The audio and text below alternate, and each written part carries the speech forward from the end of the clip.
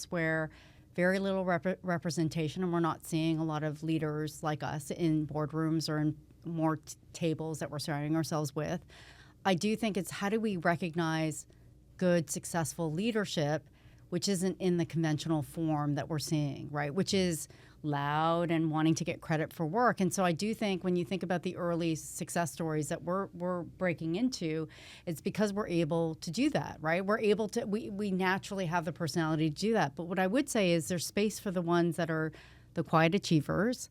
And how do we as leaders make space for that? Because I do think you need that level of, there's so many good people that are able to do amazing work and lead teams quietly, but don't necessarily want to be the ones that are pounding their fist on the table and asking for attention and space, right? So I do think there's, how do we create that dynamic of power looks different, right? It's not just about outwardly showing this making yourself bigger and feeling like you're posturing, but it's about authentically living your best self, right? Because when you think about people that are the most successful, it's they're fully themselves. Mm-hmm. That's the space, and finding spaces where being fully yourself is accepted, and you can thrive and be successful in that. So I know it's very simplistic, but I absolutely believe that, because I do think if we're telling people, oh, you need to be like us, you need to drop your engineering degree and go follow acting, I don't know if that's the path that everybody wants to follow, right? Mm-hmm. And that's huge risks, and I think it's a special personality to do that. I think being an entrepreneur isn't for everybody, and being, coming into a room and not giving a shit is in a boardroom is probably not for everybody. How do you allow people and change this narrative of what power looks like? Mm-hmm. Does that make sense? Yeah. Do you guys feel that way? Peter, I know I absolutely do. Yeah. I just think taking a different take on it is that you just don't. It's funny, actually. You mentioned this topic, but it is so topical, because I'm doing a panel talk I think next month on. The theme is it's basically a minority group. So only minorities in a room in this very much this kind of roundtable discussion.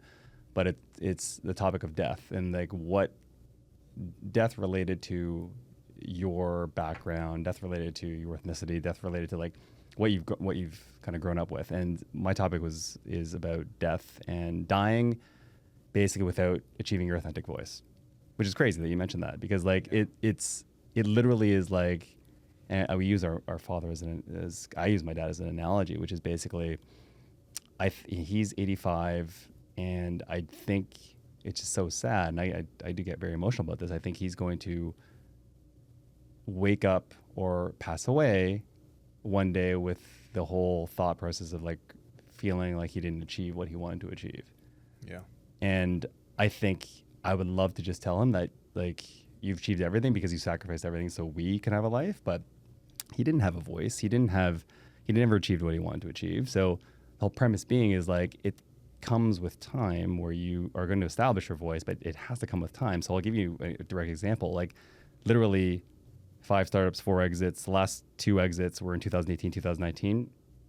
Candidly, I was sitting on more money than I ever had, because I had 2 back-to-back exits, and call it karma or serendipity. This is right before COVID hit, so you got to be lucky to be good many times as an entrepreneur. But literally, I went through 6 months after selling the 2 companies of probably the deepest depression I ever went through. And literally, everyone's they didn't get it, they didn't understand it. I couldn't really explain it. And what I realized is because everything I was going through the motions of just chasing, which was basically I just wanted to prove myself as an entrepreneur, worthy, as an Asian male that probably had to get out of the stereotype. But the reality is I never really achieved what I really wanted to, which is having my own voice and telling my own story and doing my own passion project and feeling like I was worthy, because I never really was. I was just going through the motions, and I was that aggressive kid that was sporting, competitive, athletic, and I bull rushed my way to success. And but I do think that part of the depression came when you thought that what everyone tells you should make you happy, right? So you've had all of the monetary success that you wanted. People looked up to you. You had people that wanted your attention and to sit on certain boards and conferences, and you're like, oh, but I'm not happy. I haven't found myself. Not only wasn't happy, I felt and this is not the right term by way of imposter syndrome, but I felt like almost like a different type of imposter syndrome where I literally felt like I achieved everything, and if everyone thought I achieved everything, I should be happy, and this is like the time I retire and just chill out. And I felt empty. I felt crazy empty, and literally it's been only in the past 2 years, and I'm turning 50 like literally next month. So this like the past 2 years where I just realized, or 3 years. No, actually it's 2 years, because I just started to tell my story and my background where I never told my background. I'm not on social media. I never have been on social media. I don't like putting myself out there. I've been very reluctant to do that. I just started doing it 2 years ago, and I'm still not comfortable with it at all. But you told your background not in a way of talking about your success the way people in social media do, but you told your background in the way of exactly what you just described. I was depressed. Yeah, feeling like I felt like I needed more. I didn't feel like I could share the fact that I always felt like this little skinny Asian kid that never was accepted, but I had to make my way through. So it's how do you actually showcase parts of, because I do think the moment that you actually almost talk about things that you're embarrassed by, the power of that goes away, and the shame of that goes away. And so then it's like, oh, okay, so like, all the shitty things about me, and so it is what it is. But and it just I'm now takes time, though, and that's it the does point. take time. When you're able to be about, yourself, though. Like if you say, I'm gonna like bear everything, and then I have nothing to hide. And so then it's like there's a power in that. But it does take time, and it takes a level. I mean, we're speaking from a level of being in our 50s, right? Which is very different from, I think, I assume you guys seem really young. I'm not going to lie. It's either really good skin, it's really good skincare, or it's you're very I'm turning young. 52. I just right? So I do think, like, keep in mind that it is the moment that you understand that this is just what your life journey, and not put pressure on yourself to kind of get there.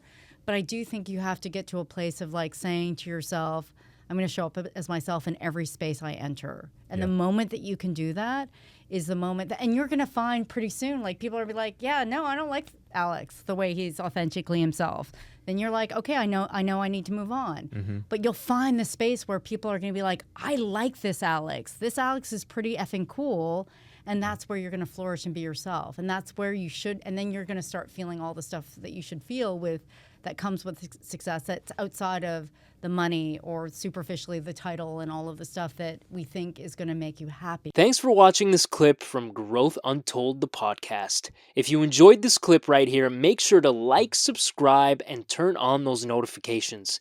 And if you want to listen to the whole episode, follow the Growth Untold page wherever you listen to podcasts.